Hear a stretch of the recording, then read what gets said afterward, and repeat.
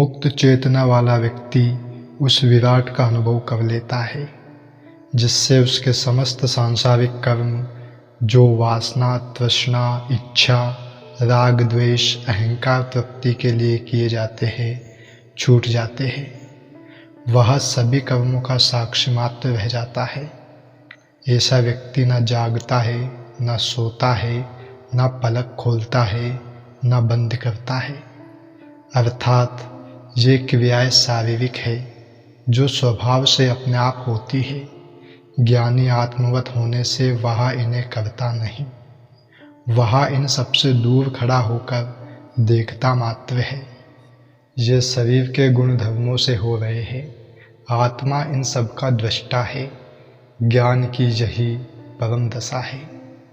चेतना की 4 दशाएं हैं, जागृति, स्वप्न, सुषुप्ति और तुरीय। जागृति में अहंकार कर्ता भाव होता है, स्वप्न में यह क्षीण हो जाता है, सुषुप्ति में इनका अभाव हो जाता है और चौथी तुरीय अवस्था में व्यक्ति मिट जाता है, परमात्मा ही रह जाता है। अष्टावक्र आगे कहते हैं कि जो आत्मज्ञान को उपलब्ध हो गया वह जीवन मुक्त है। ऐसा व्यक्ति वासनाओं और कामनाओं से ऊपर उठ गया, सभी द्वंद्वों के पार हो गया, अतः वह हित और अहित से मुक्त है। ऐसा व्यक्ति सभी स्वाभाविक कार्यों को करता हुआ भी उनमें लिप्त नहीं होता, क्योंकि वह कर्तापन से मुक्त हो गया। ना निंदति ना च स्तौति, ना हर्षति ना कुप्यति, ना ददाति ना गृह्णाति, मुक्तः सर्वत्र निरसः। मुक्त पुरुष सर्वत्र रस रहित है। वह ना निंदा करता है, ना स्तुति करता है, ना हर्षित होता है, ना कुद्र होता है, ना देता है, ना लेता है। परमात्मा सभी रसों का रस है। वह पूर्णानंद है। जिसे वह आनंद मिल गया उसे संसार के सभी रस फीके ज्ञात होते हैं, अतः आत्मज्ञानी रस रहित होता है। परमात्मा से जो तृप्त हो गया उसे संसार में तृप्ति की आकांक्षा नहीं रहती। यदि संसार में सुख होता, यदि इसमें तृप्ति मिल जाती, यदि इसमें आनंद होता तो मनुष्य परमात्मा को खोजता ही नहीं। फिर धर्म का कोई अर्थ ही नहीं रह जाता, व्यर्थ की बकवास मात्र रह जाती। इस परम तृप्ति की खोज ही धर्म है। धर्म उस चेतना को उपलब्ध होने का विज्ञान है। संन्यास एवं वैराग्य उसका आरंभ है तथा जीवन मुक्ति उसका अंत।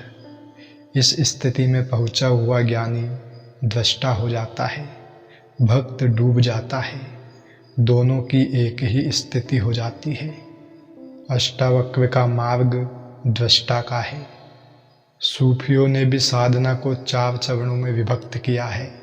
पहला शरीयत, जिसमें विधि विधान, तौर तरीका, नियम, संयम, उपाय है।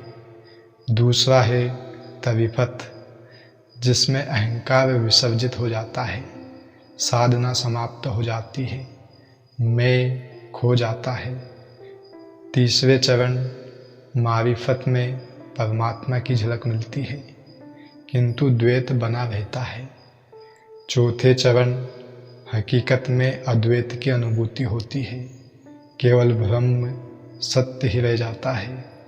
यही मंजिल है, यही जीवन मुक्ति की दशा है। ऐसा व्यक्ति सर्वत्र उस एक की ही अनुभूति करता है, जिससे वह न निंदा करता है, न स्तुति, न हर्षित होता है, न कुद्र होता है, न ग्रहण करता है, न त्याग करता है। स्वभाव से अपने आप जो होता है वही कर लेता है, आग्रह किसी में नहीं होता। मिल जाए तो ले लेता है, न मिलने पर इच्छा नहीं करता। वासना एवं अहंकारवश कोई कार्य नहीं करता। वासना एवं अहंकार रहित व्यक्ति ही जीवन मुक्त है। सुखे दुखे नरे नार्य, संपत्सु च विपत्सु च, विशेषो नेव धिवस्य सर्वत्र समदर्शिनः। समदर्शी धीर के लिए सुख और दुख में, नर और नारी में, संपत्ति और विपत्ति में कहीं भेद नहीं है। दोस्तों, सुख दुख का भेद चाह के कारण है, वासना के कारण है। यदि चाह बदल गई तो दुख सुख में एवं सुख दुख में परिणत हो जाता है। सृष्टि में सुख दुख का विभाजन नहीं है। यह मन की वासना के कारण प्रतीत होता है। इसी प्रकार स्त्री पुरुष की भिन्नता शरीरगत है, आत्मागत भिन्नता नहीं है। आत्मा ना स्त्री है न पुरुष। मन में वासना से ही स्त्री पुरुष का भेद दिखाई देता है। जब वासना नहीं, चाह नहीं, तो भेद भी समाप्त हो जाता है। दोनों बाहर से भिन्न प्रतीत होते हुए भी भीतर संयुक्त है। आत्मा एक ही है। आत्मज्ञानी शरीर को नहीं देखता, सर्वत्र आत्मा को ही देखता है। इसी प्रकार वह संपत्ति और विपत्ति को भी मन का ही प्रक्षेपण मानता है। आत्मज्ञानी समदर्शी होता है, वह इनसे प्रभावित नहीं होता। इसलिए वह अभेद दृष्टि से एक ही आत्मा का अनुभव करता है। ऐसा व्यक्ति ही मुक्त है। जिसको आत्मज्ञान हो गया, जिसने उस परम तत्व को जान लिया, उसका संसार खो गया। उसके प्रति कोई आकर्षण ना रहा। उसने अपने भीतर वासना, मोह, ममता, स्वार्थ के कारण संसार के प्रति जो अच्छे बुरे हेय उपादेय की दृष्टि बना रखी थी, वह दृष्टि ही बदल गई। वह हिंसा, करुणा, उद्दंडता, विनम्रता, दीनता आदि तभी तक दिखता है जब तक दो मौजूद हैं।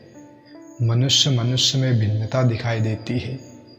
जब संपूर्ण सृष्टि में उसे एक ही आत्मा दिखाई देती है, तो कौन किसकी हिंसा करे, कौन किसके प्रति करुणा दिखावे। अपने आप ही लुप्त हो जाते हैं। प्रयासपूर्वक दया, करुणा, अहिंसा करनी नहीं पड़ती, फिर कोई अनुव्रत नहीं लेना पड़ता। ऐसे ज्ञानी को न आश्चर्य होता है, न क्षोभ होता है। वह सर्वत्र उपेक्षा भाव से अपने स्वभाव में, अपने विवेक में, स्व अनुशासन से स्वच्छंद जीता है। वह न दूसरों के अनुसार चलता है न विपरीत। वह अपने ही अनुकूल चलता है। ईश्वर भी ऐसा ही है। ना दयावान है, ना करुणावान, ना हिंसक है, ना अहिंसक, ना दंड देता है, ना पुरस्कार देता है। ना उसने सृष्टि बनाई, ना वह चला रहा है। वह अपने विशिष्ट नियमों से चल रही है। इसलिए परमात्मा ना करता है, ना भोगता। ज्ञानी भी ऐसा ही ईश्वर तुल्य हो जाता है।